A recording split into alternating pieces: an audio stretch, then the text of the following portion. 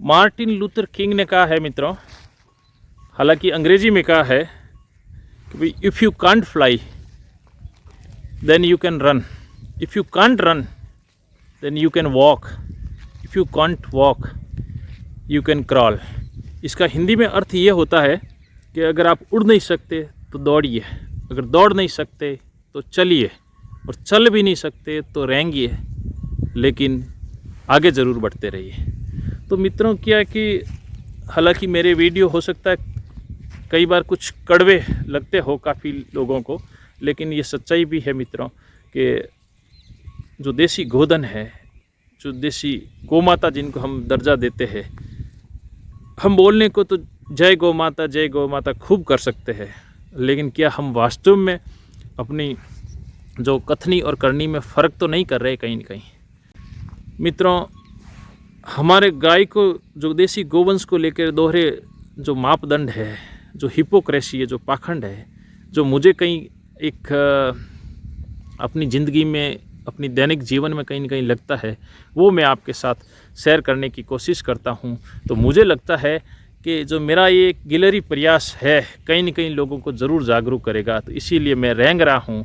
तो एक दिन रेंगते रेंगते हुए मुझे ऐसा लग रहा है कि ये मूवमेंट है, जो लोग समझेंगे इस चीज़ को, तो रेंगते हुए लोग चलेंगे भी, और चलते हुए लोग दौड़ेंगे भी, और दौड़ते हुए लोग उड़ेंगे भी।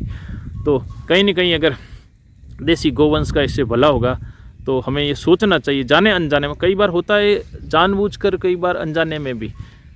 हमारे समाज की एक बड़ी, मतलब आप कहूँ तो कई बार जब मैं देखता हूँ कि हम लोग दान पुण्य सब कुछ करते हैं, जो अपने सनातन धर्म में बताया गया उसके अनुसार करते हैं बहुत, और स्पेशली औरतें भी काफ़ी करती है, माताएं बहनें। तो लेकिन जब बड़ा दुख होता है मित्रों, एक छोटा इंसिडेंट है लेकिन एक बड़ी बात कहने जा रहा हूँ आपको। जब मैं क्या हो, गायें चराने के लिए जो रास्ता है मेरे घर से जो गोचर भूमि के लिए, तो गांव में से होके ही निकलेगा। तो रास्ते में क्या है मित्रों, मुझे बड़ी खुशी होती है कि कई माताएं बहनें जो होती है वो क्या है कि गायों को जैसे अपने रोटी वगैरह देती है। ये हमारे पूर्वजों के बनाए अच्छे जो सिस्टम थे, जो आज भी चल रहे हैं, कि जो एक रोटी कुत्ते के लिए, एक रोटी गाय के लिए जो हम निकालते हैं, कहीं ना कहीं हम ये बताने की कोशिश करते हैं, या फिर ये कहूँ तो मैं, ये होता है कि भाई ये जो एक लिविंग बीइंग है, ये मशीन नहीं है, एक लिविंग बीइंग है, एक जीव है जिनको हम बचाने की कोशिश कर रहे हैं। ये हमारी पीछे भावना जुड़ी है, ताकि सिर्फ इस धरती पे हम ही ना हो, बल्कि हमारे साथ में गायें भी हो। तो उनको जो हमारे एक मानव समाज के साथ में जुड़े हुए हैं, तो वो भी पलते रहे हैं, वो भी, उनका भी पोषण होता रहे। ये बहुत ही अच्छा सिस्टम शुरू किया गया था। वो अलग बात है कि जो ज़्यादा अन्न है वो गायों के रूमेंस के लिए या उनके आमाशय पेट के लिए खतरनाक भी होता है, वो अलग चीज़ है। लेकिन फिर भी एक अल्प मात्रा में हम कहीं न कहीं वो संदेश देने की कोशिश करते हैं। तो मित्रों, जब देखता हूँ तो मुझे बड़ा अच्छा लगता है, लेकिन दूसरी साइड मुझे बहुत ही बुरा लगता है। होता क्या है कि आजकल के गांव गांव नहीं रहे, अब वो शहरों की विकास की दौड़ में शहरों से कंपटीशन करने लगे। जो गांव की पहले कच्ची सड़कें होती थी, जहाँ मिट्टी होती थी, आराम से चलते थे, वो आजकल वहाँ पे सीमेंट कंक्रीट की सड़कें बनने लग गई। तो अब क्या हुआ कि हमारी कुछ आदतें हैं, आदतें ये हैं कि पहले हम बुआरी निकाल के भी कचरा झाड़ लेते थे और साफ़ रख लेते थे। आजकल हम पानी की बाल्टियाँ भर भर के वो उनको सफाई कर रहे हैं, लेकिन फिर भी हमें लगता है कि वो साफ़ नहीं है। और उधर से अब क्या कि गायें भी निकलेगी, कुत्ते भी निकलेंगे, गांव में जो भी जानवर है वो भी निकलेंगे, इंसान भी निकलेंगे, सब कोई निकलेगा। तब ऐसा तो है नहीं कि वो कांच का फर्श वैसा का वैसा रह जाएगा।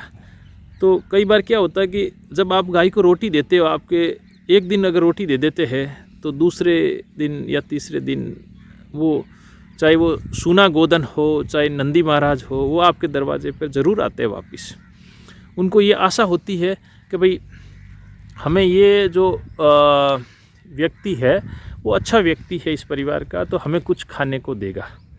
तो उस वजह से आते हैं, वो एक जानवर है, लिविंग बीइंग है, तो उस वजह से आते हैं। और उसमें क्या है कि जब आपके दरवाजे के ऊपर गाय खड़ी रहती है, तो अब 5-10 मिनट खड़ी भी रहती है, कई बार होता आप रोटी नहीं देना चाहते हो या किसी और गाय को दे दी हो, लेकिन चूंकि आपने पहले कभी उस गाय को दी थी तो वो उसकी आदत में है, वो उसको लगता है कि ये घर वाले हमें देंगे, तो खड़ी रहती है, तो वहाँ गोबर भी करती है, पेशाब भी करती है, सब कुछ है। तो ऐसे में मैंने देखा कि कई लोग उनके लाठी लेके पीछे दौड़ते और मारते, और उससे भी मुझे कोई शिकायत नहीं है। जो लोगों के मन में आए वो करे, मैं कौन होता हूँ कहने वाला। लेकिन मुझे बड़ा दुख इसलिए होता है कि जब मैंने कुछ कई बार ऐसा, जब छोटे छोटे बच्चे होते हैं ना, जो आप देखो 6-7 साल के बच्चे, 5 साल के बच्चे जो घर पे ही रहते हैं, ज़्यादातर स्कूल भी नहीं जाते अभी ढंग से, वो बच्चे उनके जो उनकी हाइट के बराबर की जो मारने की जो लकड़ी है वो लेके आते हैं और वो गाय को भगाने की कोशिश करते। तो हम अपने बच्चों को शुरुआत से क्या सिखा रहे, और फिर हम आशा करते हैं कि उनमें सनातनी संस्कार आएंगे। जब आप शुरू से ही गाय को या जो गोवंश है आपके द्वार पे आ रहा है, आप उसको बच्चों को हाथ में लाठी दे के भेज रहे हो, तो अब ये क्या आपको क्या लगता है कि वो बच्चों में अच्छे संस्कार है? फिर वो गाय को गौमाता कहेगा, और गौमाता क्या, वो तो कभी कभी मुझे हंसी ये आती है कि ये संस्कार वो लाठी दे के आप उन गायों को और गोवंश को नहीं भगा रहे, वो आपके बुढ़ापे की लाठी है, और कहीं न कहीं आपके पिछवाड़े पे लाठी पड़ने वाली है आने वाले समय में।